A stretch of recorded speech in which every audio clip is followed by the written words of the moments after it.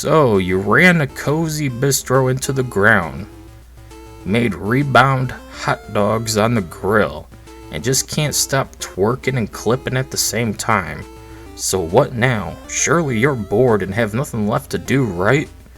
Wrong! Now it's time to get to Disneyland. That's right, pick up your phone and go to vacation at Batuu, where you'll get to deal with non-stop loading screens and linear goals that are so basic and mundane, you'll want to take a lightsaber and commit space seppuku. I ain't even going near that. So yeah, this $20 game pack is all about Star Wars, except it's not true Star Wars, it's Disney Star Wars. Oh god, I'm gonna puke. So no force powers, and lightsabers that fucking suck. Get ready to go to Disneyland and deal with more than just Disney adult freaks of nature. Now you gotta deal with space aliens in 3 different neighborhoods, sectioned off by loading screens, each one dedicated to one of the 3 factions. So, does that sound like fun? Hey Asmongold, you wanna go to Disneyland? Suck a fucking dick, shut the fuck up. So let's start off with Create a Sim, where you got only a few new items for both male and female, with most being female. I am shocked! Shocked! Well, not that shocked. But when it comes to attire, it's the worst of the worst. Seriously, what is this stuff? It looks more like Dune or some generic Middle Eastern attire, rather than anything Star Wars-y. Where's all the cool outfits from all the movies and shows, let alone games? I want to dress up like Count Dooku or even Obi-Wan Kenobi, but nope, you gotta wear generic attire. Lame. God damn it! Plus, once you mess with the headpieces, you'll notice the alien stuff. Yep, it's just costumes, even more lame, but very on par with Disney Star Wars. So yep, you don't get actual Star Wars aliens like Twi'leks, Wookiees, Ewoks, Tusken Raiders, or even Togrutas, or however you pronounce their names as. You know, the Ahsoka Tano people. Damn. Honestly, overall just a bad creative sim, but whatever, I couldn't expect much else. So let's move on to the actual Batuu experience. Get ready, kiddos, we're going to Disneyland.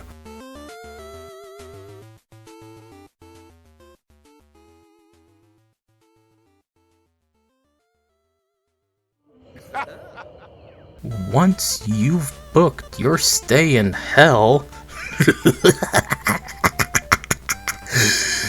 you'll hit a loaded screen with those overused screen wipes.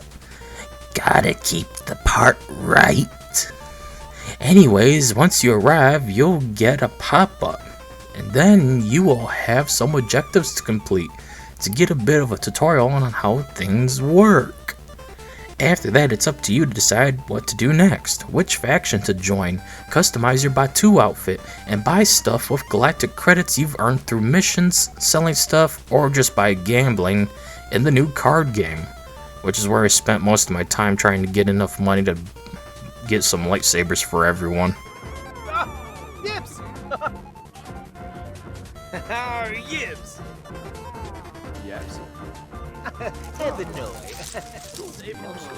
More on lightsabers later. Jesus, what a cock block. The whole experience is very linear and goal-oriented. There's no player freedom of any kind. You must do everything exactly as the game tells you. So if the DLCs says, hey, take an angry poo on Jar Jar Binks' chest and give him a hot Cleveland steamer, then you best do what it says or you're a bad person and will fail the mission. What the fuck? These missions are basically just go to this location, interact with this person, report back, get some credits, talk to a guy, gamble with him, and win the card game, get some credits. Go to the Imperial Or Rebel headquarters, break in and steal data without getting caught. If caught, you fail and get kicked out of the area, forced to hit several more loading screens along the way to get a new mission from the respective factions of Smuggler, Rebel, and Imperial.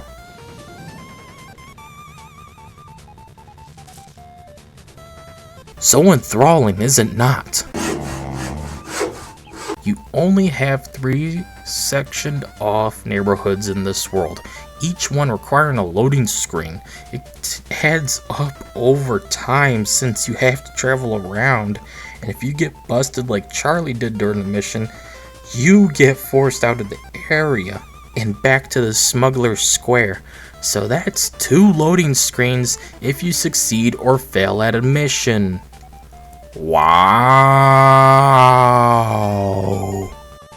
This is not okay. This needs to stop now. This is cancer. Honestly though, I'll give them this. The load times are not that bad, but that doesn't excuse all of them still. I mean, couldn't they have made each world more detailed and larger? Couldn't they have given us more incentive to stay in each zone?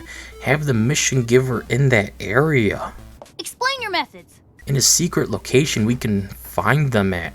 So an Imperial spy that tasks us with locating some Rebel scum intel. Rebel scum. Wow, what a voice. Do you mind reading this for me? Would be in the trees, not too far from the Rebel encampment. This way, we only hit a single loading screen to go to that area. Honestly, it makes more sense. It's just the small things, you know? No. The world itself is so tiny. Tinier than an Asian man's schlong.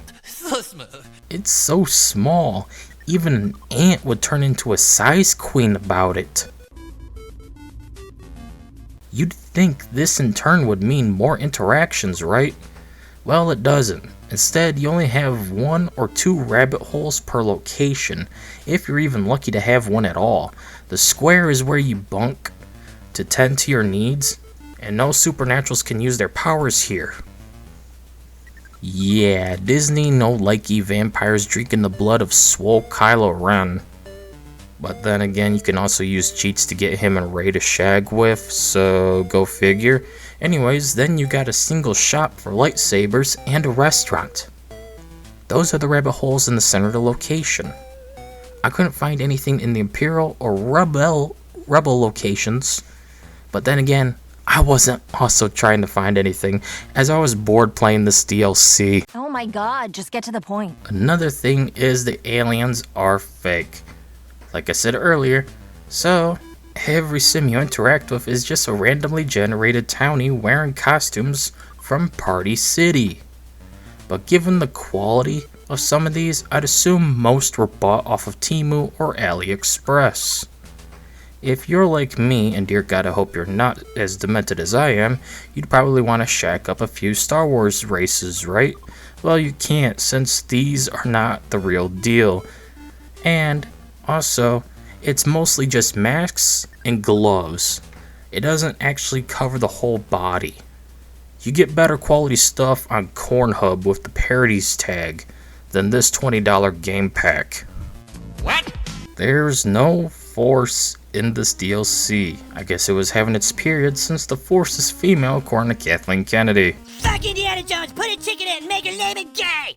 All jokes aside though, this means you're not a Jedi nor a Sith, so joining the light or dark side of the Force is not really possible. What a stupid design decision.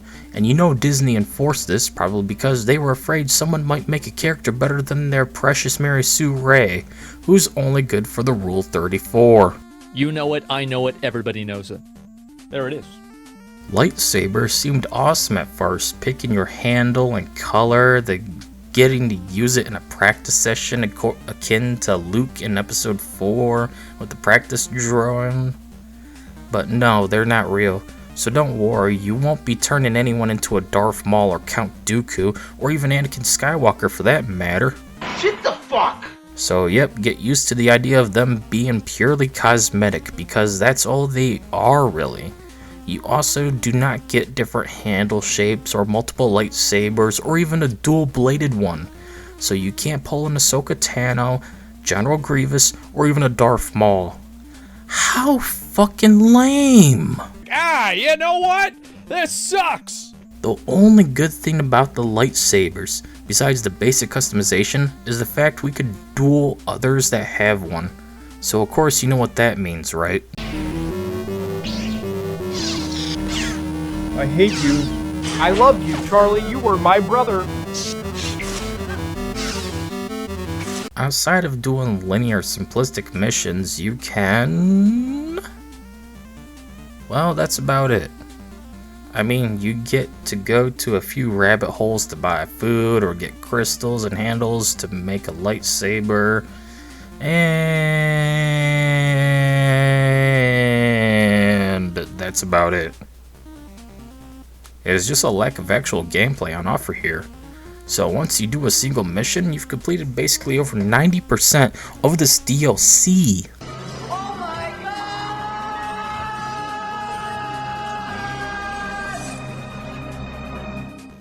Yep. So it really makes you wonder, how is this a $20 game pack? Alright, because of Disney. Fuck you, Mickey Mouse. As Mickey returns to Valhalla to slumber and feed.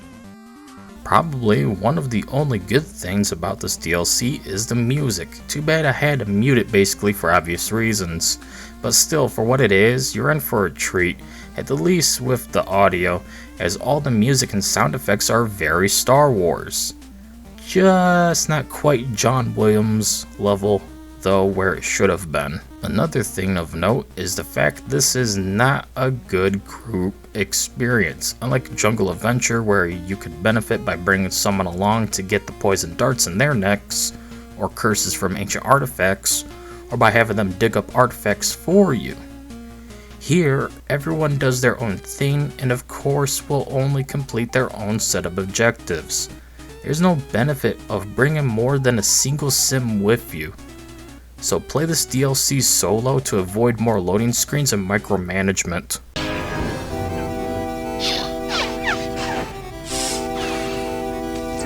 Join me, Charlie. Together we shall rule the galaxy as Jesus lookalikes. I'll never join you. One more thing. Joining factions doesn't make a difference. You just get some random rewards of lightsaber crystals to give a different color, and that's about it. Oh, and access to new and crappy Create-A-Sim outfits, lame. What makes you think I want to grind for hours on end playing crappy missions and quests just to unlock a stormtrooper outfit? Lame. Lame, yes. I got bored so fast playing this DLC and only bothered to go through it as much as I could stomach for this review. This is easily the worst game pack for the game and one of the top 5 worst DLCs for The Sims 4 as a whole. Let's get this over with and get to the score already.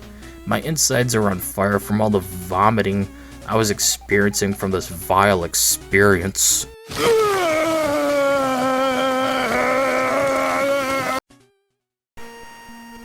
At the end of the day, Star Wars, The Sims Journey to Batuu of the 4th game just isn't worth the buy. It's crap and offers zero real gameplay and barely anything Star Warsy. I mean, there's no Force, no Jedi or Sith, no laser blasters, no wrist rockets to watch out for, nothing like the simulations. Can't fly the TIE Fighter or X-Wing. Can't go inside of the Millennium Falcon. No unique characters from the movies, at least any of the good ones. And the aliens are just costumes that don't even cover the whole body.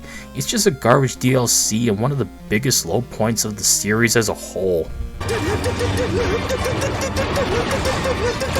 I cannot recommend it, and we'll just leave it at that. Anyways, that's it for this video. See you all later.